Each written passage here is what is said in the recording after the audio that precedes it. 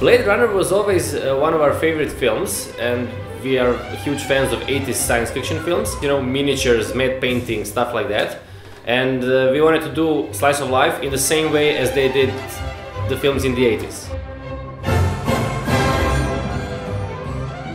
We had to build the whole city, the whole science fiction city. We had to learn how to make miniatures, how to create miniatures. And we had to learn how to light them, you know, and how to film them properly. So basically, yeah, film as much as we can in camera to achieve that 80s feel. The right way to do it would be to shoot it in passes. We had to first do sort of a beauty pass with beauty light. Then we have the fog pass. We basically pump the room full of smoke, turn on the lights, and we get these cool searchlights. For the next pass, we have to turn on the tiny lights on the models and film them separately. And then we have the projection pass, where we used real projections. Yeah, so we took commercials that we created specially for the movie and projected them on the walls of the buildings. For the passes we used motion control, and we always set the camera from point A to point B, and in the end we connected all those passes and we sort of composed them into one shot. It gives us much more creative control in the post-production, you know, we can turn some lights brighter, we can dim some lights, and also that's how they did it in the 80s.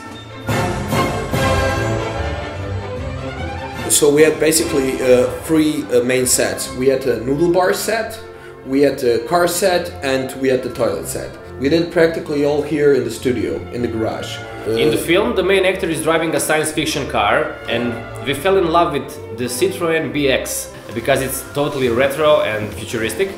We took out the passenger seat, and on that place we put all kinds of monitors and all kinds of blinking lights and random stuff made from junk, basically. The noodle bar set was actually awesome. We did it from scratch, with no money. In the background we had all these neon lights. We put a little coffee machine which produced smoke in the foreground. It looked like people were cooking. So basically, if you make a half-decent set, you can still get away with it because if you light it properly, it looks awesome. The lighting is very important.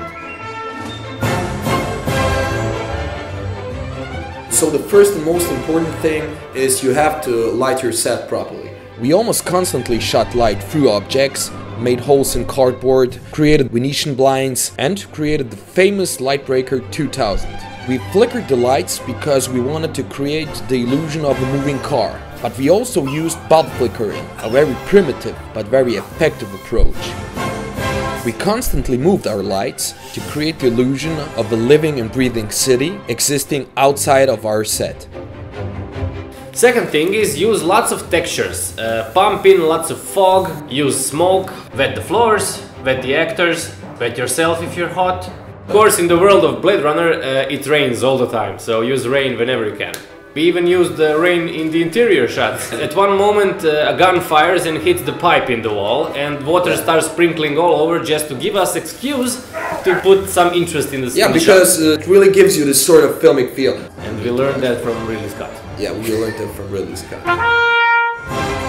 The third point would definitely be your camera. And in our case, it was the Blackmagic 4K production camera.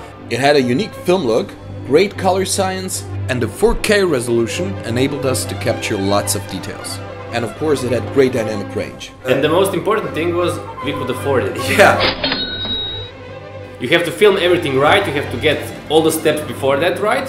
But then the color correction can definitely make this huge difference.